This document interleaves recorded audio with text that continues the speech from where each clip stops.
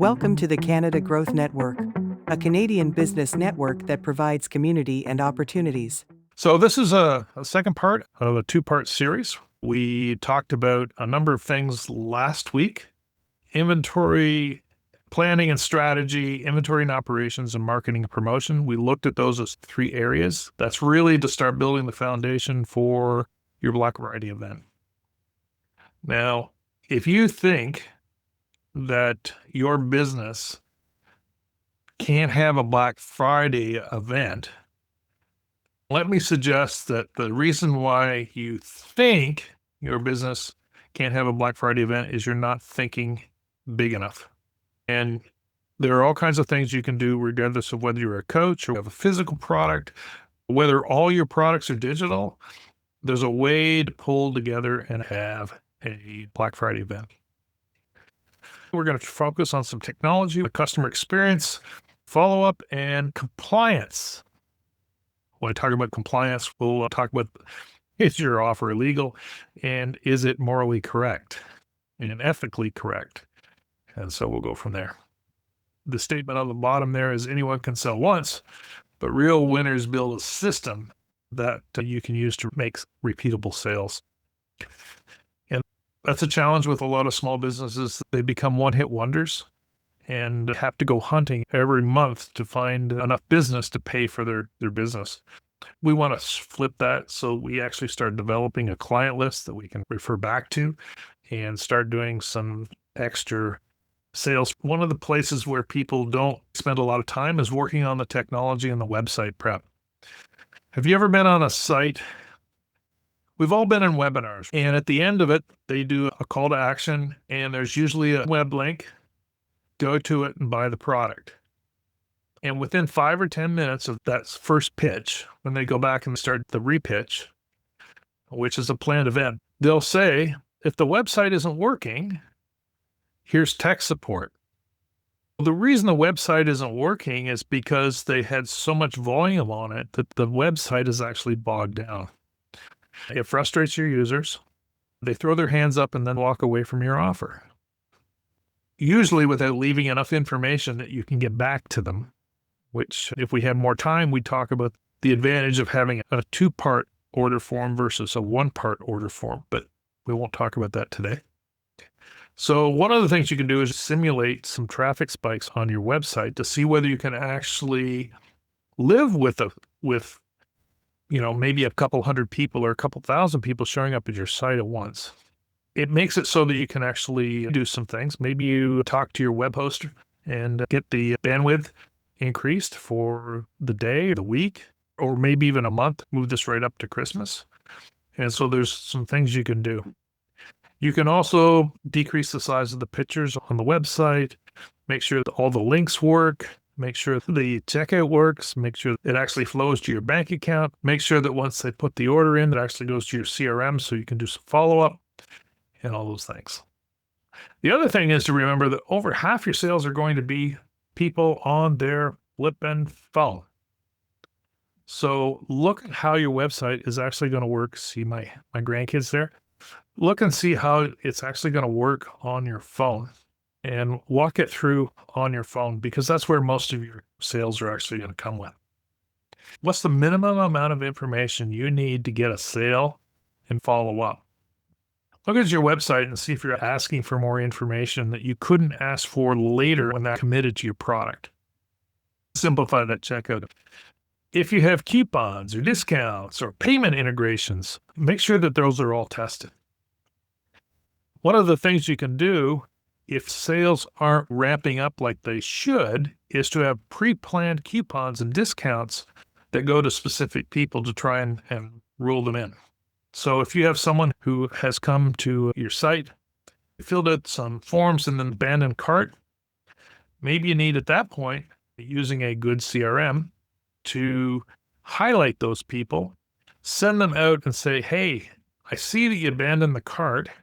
We're still offering it at the same price, but if you come back, we have this other thing that we're going to give you as a special. It gives them another reason to come back. Check the coupons, make sure the discounts work, all that stuff. If you really want to do some high-level marketing, you can do things like timers, low stock notices, have some real clear call to actions so people understand what they're actually getting. This is really a challenge. This is really good with people like coaches who only have so many hours in a week. If you were here last week and did the planning, you know how many new clients as a coach you can actually support. You can put a sticker on it to say, hey, I can only do 3 more clients. I can only do 5 more clients, whatever it's getting down to. Obviously, you don't want to say you can only do 100 clients. There's some point where you want to put that in there so that you can push those last people through and over the edge. Once you the customer takes out their credit card and they fill out the information, there's a fair amount of stuff that needs to be done in the back end to make sure the customer experience works well. That you can start it before the checkout by how you frame the call to action. You don't overpromise and you're clear with your statement and what your offer is. You can also provide either on your website or through an email some frequently asked questions, transparency policies and guarantees, so it removes the friction. If you're offering flexible payments through some type of credit form or PayPal or buy one, get one later, you should do that. I prefer if you use an autoresponder for some of the questions. And the chatbots are also good. It just takes longer to set them up and test. And it's one more thing of technology. We're getting close to the end of November. It takes a while to put that together. So it might be a little bit hard to do it with the amount of time we have left, but it's something you could do. One of the things you can do is say on Tuesday, we offer this offer. On Wednesday, we offer this offer. On Thursday, we offer a different offer, different bundles, or you've added more things to it. If you've ever watched a Frank Kern order, he'll offer his main deal plus a bonus. And then the second day, he'll offer the main deal plus 2 bonuses. Then the third day is the offer plus 3 bonuses. You get the idea. He gives everybody all the bonuses anyways, but he keeps stacking it. But wait, there's more. You can do that to actually get that customer experience and make sure that they feel like they got more value than they paid for your offer. Follow-up is important. They should immediately get a thank you after their purchase for their time, effort, and trust. If you have an offer that closes on Cyber Monday, make sure the emails make it absolutely clear that it closes on that date. At CGN, we're doing an offer on Go High Level right at the moment. It is a clear ending of Black Friday. At this point, we may move that to Cyber Monday, but right now, on the 28th of November, at midnight, this offer ends. And at that point, then you collect some testimonials if you can, some reviews to build some credibility. You should also look at your numbers. How much did you spend? How much did you bring in? Easy things. Francis would tell you how many people got your email, how many bounce backs did you get? Clean your list to get rid of the bounce backs. How many people opened your emails? How many people clicked on the link? Because those are usually 2 different numbers. How many people started the order process but didn't finish? Those are all details that you need to look at and try and figure out why there was that hesitation in the whole process. It's very important to do this. You want to know what worked and try to develop a theory as to why it worked. Because next year there's another Black Friday. And maybe you just want to make this into a template for next year. Or maybe you have another sales event coming up in the year. Maybe you do a before summer sale or a pre-Christmas sale, and you can use the assets that you have created for this to actually make your next sale. The whole process would work better. You need to test the automation, make sure that it actually works over the time frame. If you have a 10-day time frame on your emails, make sure that they're set up and working, and actually set up a dummy account to send those to, and so you can check to see how they're actually going to look. We want to talk about legalities and compliance. We have all bought product from other less than reputable vendors who promised the world and left us with less than we thought we were getting. There's this theory in web sales that I can offer the world provide just a little value and then walk away from it. But that's really not the case. The case is your offer needs to be such that if I said X, I meant X. I said I'd deliver Y, I deliver Y.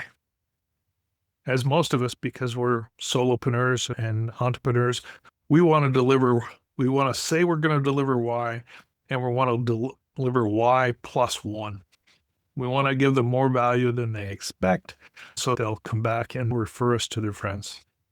Make sure that your refund and exchange policy are clearly defined, this so that there's no questions. And if you get some pushback, I have relatives, older uncles and aunts, who used to say, if I give somebody $20 and I never see them again, it was probably worth it. Think about that when you're doing your business. If you have a $100 product and somebody complains about the product, offer them a refund.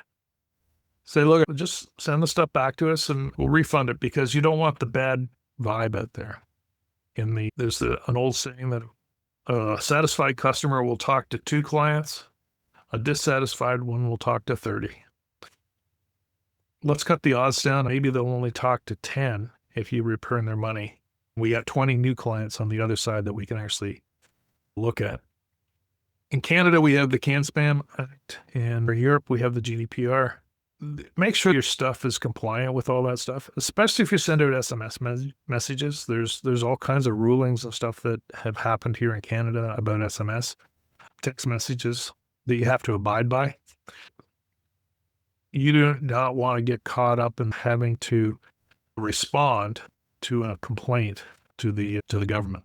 So make sure you're using some secure payment method, PayPal, Stripe, whatever the thing is. Make sure that there's some consistency and security. If you have your own merchant account, make sure that you keep all that data secure, because you don't want to breach. And make sure that you document the terms and disclaimers as needed, right? Because you want to build a long-term plan, and you don't want to come in conflict with the authorities. So how do we bring that all together? The Black Friday Blueprint gives you 7 steps. We started planning, go to marketing, customer experience, compliance, walk through all those things. So in part 1, we talked about last week, we build up some momentum. And in this part, we're talking about how do we maintain that so that the business continues after Black Friday. And we use the marketing we've spent time and energy on to create the next event. Winning on Black Friday isn't luck. It's leadership through preparation. Scan the QR code to reach Canada Growth Network. Let us know if you have a particular question for our guest.